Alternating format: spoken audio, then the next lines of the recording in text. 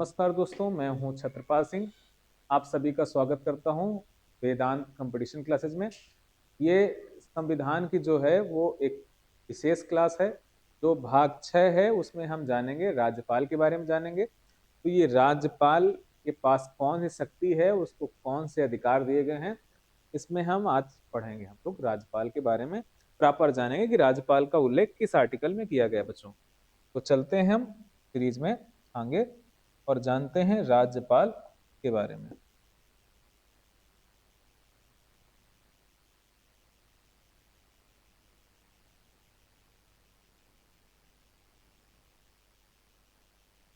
चलो, ये है राज्यपाल। सबसे पहले बच्चों बात आती है कि राज्यपाल का जो पद है वो कहाँ से लिया गया है पद। तो राज्यपाल का जो पद है, बहुत सारे देशों में राज्यपाल पद की व्यवस्था है, पर क्या कोई ऐसा देश है जहां पर हमारे जैसा राज्यपाल हो। अमेरिका में भी गवर्नर सिस्टम है, पर वहां पर इलेक्टेड गवर्नर होता है। हमारे यहाँ राज्यपाल का कोई चुनाव नहीं होता है। ऐसी में हम लोग चलते हैं एक उत्तरी अमेरिका में। उत्तर में एक देश है, उसका नाम है कनाडा। कनाडा से हमारे संविधान में एक शब्द लिया गया था, वो शब्द है संघी शब्द। और भारत क्या है? राज्यों का एक संघ है। तो ऐसा ही कनाडा में एक पद होता है, उसका नाम है राज्यपाल। तो ये जो राज्यपाल का पद है कहाँ से लिया गया है? कनाडा के संविधान से लिया। कनाडा के संविधान से लिया गया है। तो सबसे पहला तो प्रश्न बच्चों हमारा यही हो गया कि राज्यपाल जो है उसका पद कहाँ से लिया गया है। अब बात आती है इसके पद का जो उल्लेख है भारतीय संविधान में कहाँ किया गया है। भारतीय संविधान। तो भारतीय संविधान का एक आर्टिकल है अनुच्छेद 153। तो राज्यपाल जो है वो किस आर्टिकल में है? अनुच्छेद 153 में है बच्चों। 53 में कहा गया है, 53 में कहा क्या गया है और कहा गया है और कहा क्या गया था या लिखा क्या गया था। तो अनुच्छेद 153 में जानते हैं सबसे पहले भारत में, भारत में क्या? राज्यपाल के पद का उल्लेख किया गया, पद का उल्लेख किया गया है।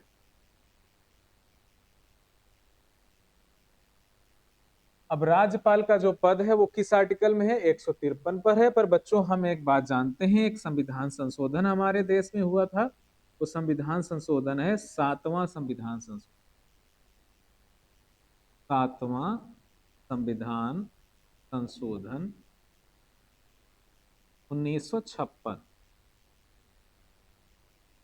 ये जो संशोधन है बच्चों, एक चीज के लिए नहीं कई चीजों के लिए जाना जाता है। ये 7वां संविधान संशोधन कहता है एक व्यक्ति, एक व्यक्ति दो या दो से अधिक, दो या दो से अधिक राज्यों का, राज्यों का राज्यपाल हो सकता है।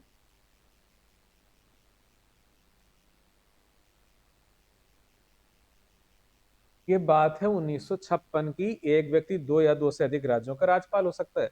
इससे पहले 56 से पहले जाएं तो प्रत्येक राज्य का एक राज्यपाल होगा, ऐसा संविधान उल्लेखित था।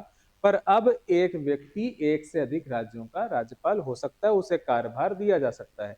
ये जो 7वां संविधान संशोधन बच्चों है, ये 7वां संविधान संशोधन हमने बताया केवल एक चीज के लिए नहीं था। तो जान लेते हैं 7वां संविधान संशोधन था क्या। 7वां संविधान संशोधन 1956।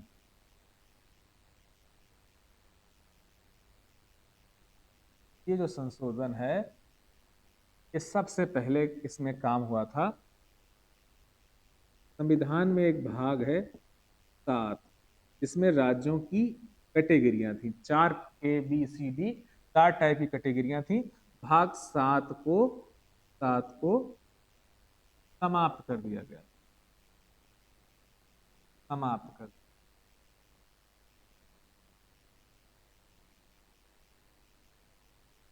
तो 7वें संविधान संशोधन में सबसे पहला काम क्या हुआ था? पहला काम तो इसके द्वारा हुआ कि संविधान का भाग 7 वो खत्म हो गया। दूसरा काम क्या हुआ कि एक हाई कोर्ट एक से अधिक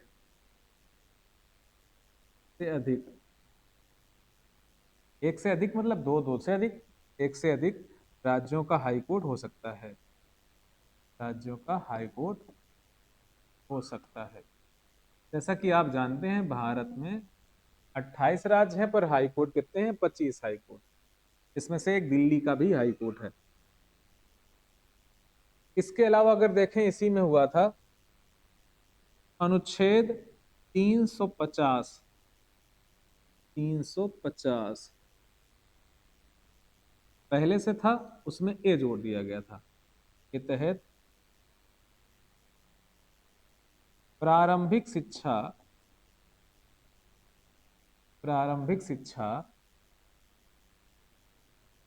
मातृभाषा में पाने का अधिकार, मातृभाषा पाने का अधिकार, ये किया गया। दूसरी बात बच्चों है, दूसरी क्या चौथी बात जो अभी बताई कि एक व्यक्ति दो से अधिक राज्यों का, दो या दो से अधिक राज्यों का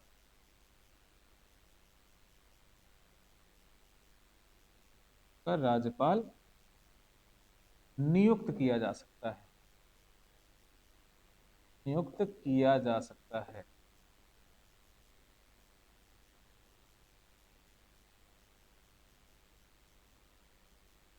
बच्चों इसको आप स्क्रीनशॉट लेना चाहें तो स्क्रीनशॉट ले सकते हैं, आप नोट करना चाहें तो नोट कर सकते हैं आराम से। फिर चलते हैं हम अगले आर्टिकल पर, जो है अनुच्छेद 154।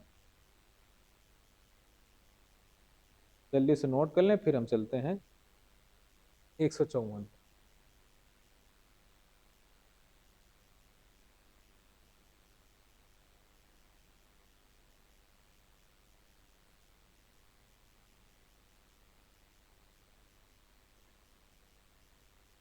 अब जो राज्यपाल है उसका पद लिया गया था कनाडा से, पर उसकी शक्तियां क्या होंगी?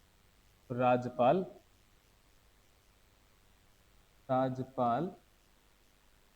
पद की शक्तियां,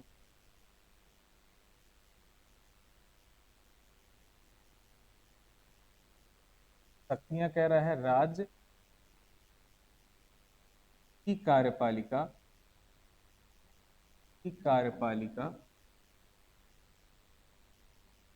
का संवैधानिक प्रमुख, वास्तविक प्रमुख नहीं होगा, कैसा होगा बच्चों? संवैधानिक प्रमुख राज्यपाल होगा।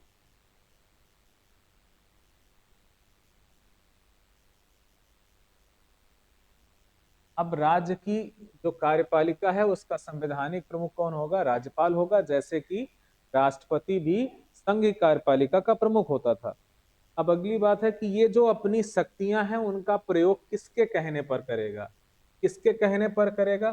शक्ति का भैया प्रयोग इसको अगर करना है तो शक्तियों का प्रयोग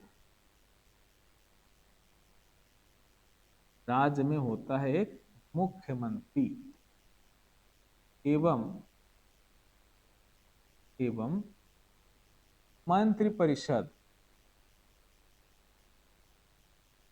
मंत्रिपरिषद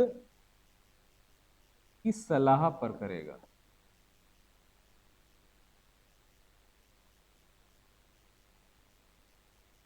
यानी कि स्वेच्छा पूर्वक अगर करना चाहे, अकेले राज्य को चलाना चाहे, तो ऐसा वो करने में सक्षम नहीं है। उसको मुख्यमंत्री और राज्य की मंत्रिपरिषद की परामर्श पर ही काम करना पड़ेगा, उसकी सलाह लेनी पड़ेगी। तो मनमानी राज्यपाल नहीं कर सकता है। फिर बच्चों हम चलते हैं अनुच्छेद 155 पर।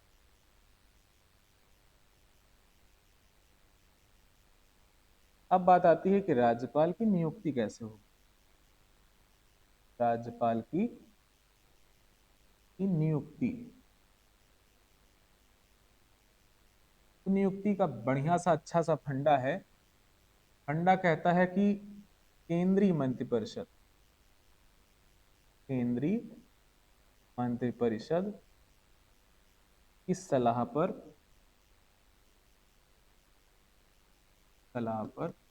राष्ट्रपति द्वारा नियुक्ति की जाएगी। राज्यपाल को नियुक्त कौन करता है? भारत का राष्ट्रपति। पर वो किसकी सलाह पर काम करता है? अब राज्यपाल की नियुक्ति के बाद अगर देखते हैं तो उनका अगला जो आर्टिकल है वो है उनका बताता है कार्यकाल के बारे में बताता है। राज्यपाल का कार्यकाल तो कार्यकाल कितना होता है? अमूमन 5 वर्ष का होता है, परंतु सही उत्तर क्या होगा? राष्ट्रपति के प्रसाद पर्यंत। कहीं पर फिक्स नहीं है, राष्ट्रपति चाहेगा, जब तक चाहेगा तब तक वो व्यक्ति राज्यपाल रह सकता है। जब सरकारें हुआ करती थी कांग्रेस की, तो कांग्रेस की सरकार के बाद जब पहली बार सरकार आई जनता पार्टी की, तो जनता पार्टी ने जो कांग्रेस द्वारा नियुक्त किए गए थे राज्यपाल सभी राज्यों को हटा दिया। फिर कांग्रेस जब आई तो जनता पार्टी द्वारा नियुक्त राज्यपालों को हटा दिया। ऐसा अमूमन प्रथा चलती है। इसकी केंद्र में सरकार रहती है, जब केंद्र की सरकार चेंज होती है तो राज्यपाल भी चेंज कर दिए जाते हैं, क्योंकि राज्यपाल वैसे कोई किसी राजनीतिक दल का ना होना चाहिए, लेकिन अमूमन सभी पार्टियों में प्रथा यही है, सभी करते हैं, वो अपने ही विचारधारा के किसी न किसी व्यक्ति को राज्यपाल नियुक्त कर देते हैं। इसी कारण केंद्र और राज्य के बीच में टकराव की स्थिति हो जाती है, जहां पर केंद्र वाली सरकार की, जहां पर राज्य में सरकार नहीं हो। जैसे उत्तर प्रदेश की बात करें तो केंद्र में भाजपा की सरकार और राज्य में भाजपा की सरकार है, तो कोई आनंदीबेन और योगी आदित्यनाथ का कोई संघर्ष और मनमुटाव जैसी स्थिति नहीं होती, एक ही लाइन पर दोनों बात करते हैं। पर अगर पश्चिम बंगाल की बात हो, केरल की बात हो, तो वहां पर ऐसे टकराव हमें देखने को मिलते हैं। इसीलिए इन सब चीजों में क्या करना चाहिए? ऐसे व्यक्ति को नियुक्त करना चाहिए जिसकी राजनीति में कोई रुचि ना हो, जो राजनीति से जुड़ाव ना रखता हो, ऐसे व्यक्ति को ही यह पद देना चाहिए। अब जानते हैं बच्चों, अगले देखो हम लोग अगला आर्टिकल जानते हैं, 56 सब तो जान ही गए हैं। अगला आर्टिकल हमें पढ़ना है अनुच्छेद 157। अनुच्छेद 157 ये 57 कहता है राज्यपाल की योग्यता। राज्यपाल पद की योग्यता तो बच्चों योग्यता वही होती है कि आप भारत के नागरिक हो, पागल ना हो, दिवालिया ना हो, लाभ के पद पर ना हो, ये सभी आपकी योग्यता है। लेकिन मेन जो योग्यता है तो आपकी तब राज्यपाल बनने की न्यूनतम जो आयु है, न्यूनतम आयु वो 35 वर्ष। ये जो 35 वर्ष है कुछ लोगों के लिए फिक्स है। 3 व्यक्ति जो होंगे वो 35 वर्ष के होने चाहिए, राष्ट्रपति, उपराष्ट्रपति और राज्यपाल। ये 3 पदाधिकारी होने चाहिए 35 वर्ष के। और 30 वर्ष का कौन होना चाहिए? तो राज्यसभा और विधान परिषद।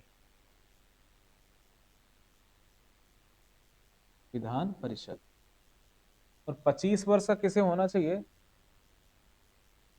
तो आप अगर लोकसभा के सदस्य हैं, लोकसभा या लोकसभा के अध्यक्ष हैं,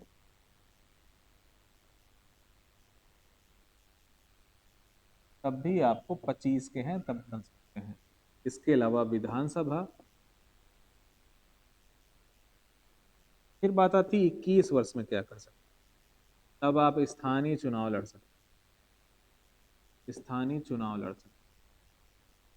और क्या कर सकते हैं? अगर लड़के हैं आप,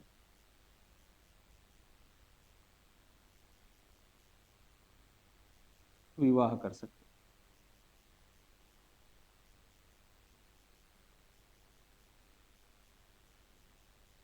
और जैसे भैया आप 18 के हैं तब क्या कर सकते हैं, 18 साल वाले भी अपने को छोटा न समझ, वो भी सरकार बदल सकते,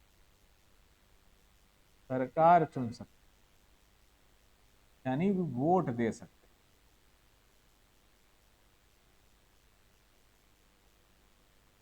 और लड़की हैं अगर आप तो विवाह कर सकते।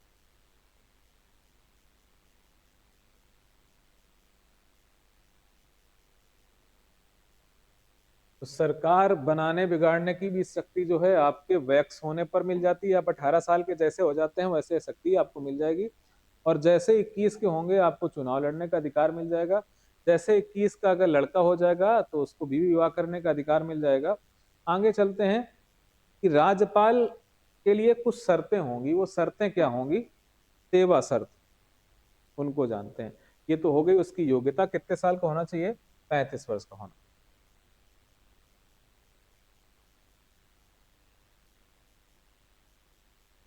छेद 158, राज्यपाल पद की शर्तें। शर्तें वही वाली पुरानी वाली घिसी पिटी वाली कि राज्य विधानमंडल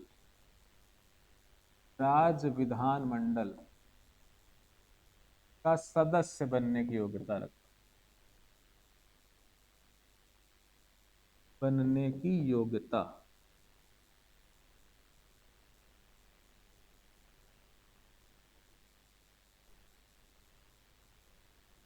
ये सब बातें हैं तो आप राज्यपाल नियुक्त हो सकते हैं। इसके अलावा हम चलते हैं अगले आर्टिकल पर, जो है राज्यपाल की शपथ का उल्लेख करने वाला। वो आर्टिकल है अनुच्छेद 159। अनुच्छेद 159 कहता है राज्यपाल की शपथ। राज्यपाल की शपथ की अगर बात करें तो शपथ उसको कौन दिलाता है, तो राज्य में एक व्यवस्था है भैया। व्यवस्था क्या है, एक उच्च न्यायालय है। उच्च न्यायालय, न्यायालय का मुख्य न्यायाधीश, मुख्य न्यायाधीश।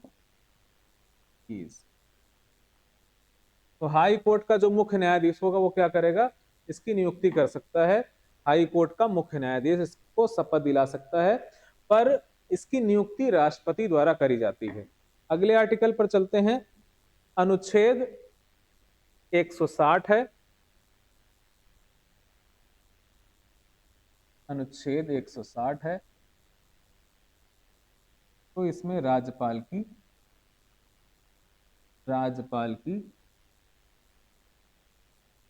असामयिक या आकस्मिक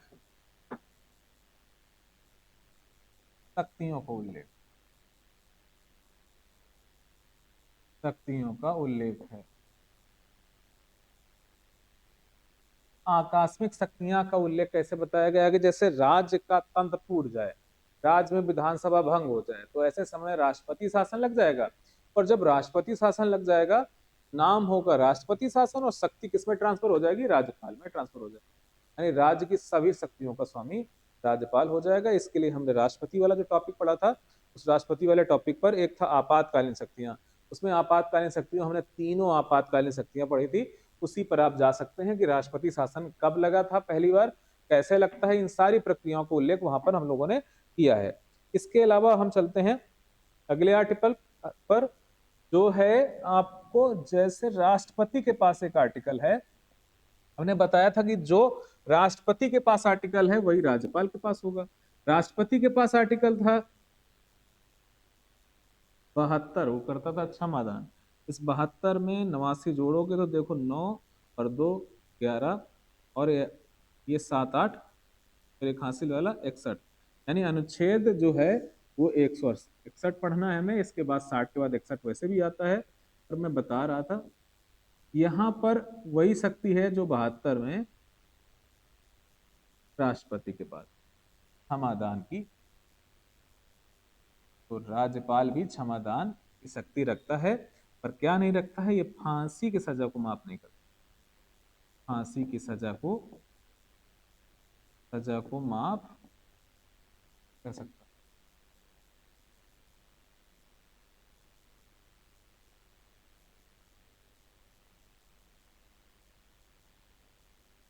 कोर्ट मार्शल की सजा को माफ नहीं कर सकते।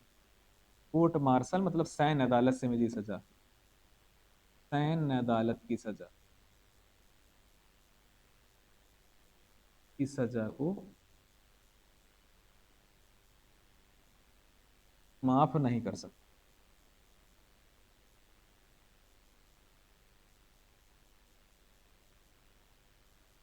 अपने राज्य के अधीन जो भी व्यवस्थाएं हैं, राज्य के अधीन जो व्यवस्था है, उस व्यवस्था के अनुरूप उस सजा के प्रारूपों पे चेंजमेंट कर सकता है, पर किसी भी फांसी पाने वाले व्यक्ति की सजा को माफ नहीं करता है। राज्य के अधीन जो भी कानून है उसके तहत सजा को घटा बढ़ा ये दोनों काम कर सकता है, पर ऐसा काम इसके पास करने के पास ऐसी कोई शक्ति नहीं है। फिर हम इसके बारे में जानते हैं अगली जो शक्ति है वो, अब जो आने वाली जो शक्तियां हैं वो शक्तियां सभी निहित हैं, वो शक्तियां निहित हैं। मेन जो है वो राज्य की कार्यपालिका में मुख्यमंत्री के बारे में हमें अध्ययन करना पड़ेगा। हम मुख्यमंत्री को आगे पढ़ेंगे, फिलहाल भी राज्यपाल पर फोकस करना है और हमें जानना है उत्तर प्रदेश के राज्यपाल। थोड़ा सा देख, उत्तर प्रदेश के राज्यपाल,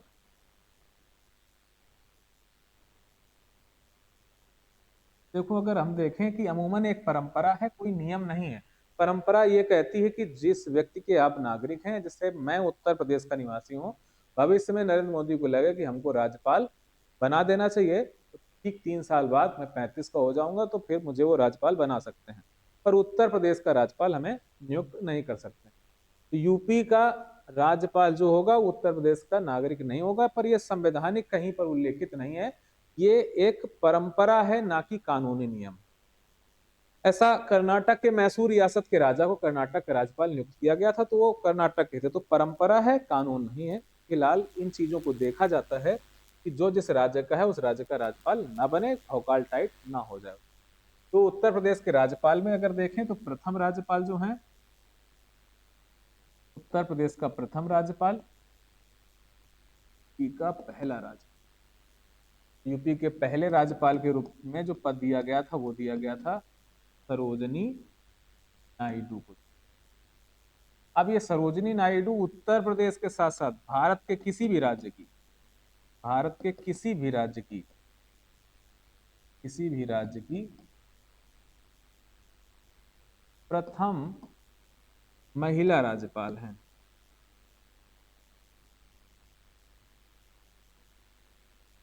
इसके अलावा उत्तर प्रदेश की पहली महिला राज्यपाल, उत्तर प्रदेश की पहली महिला राज्यपाल,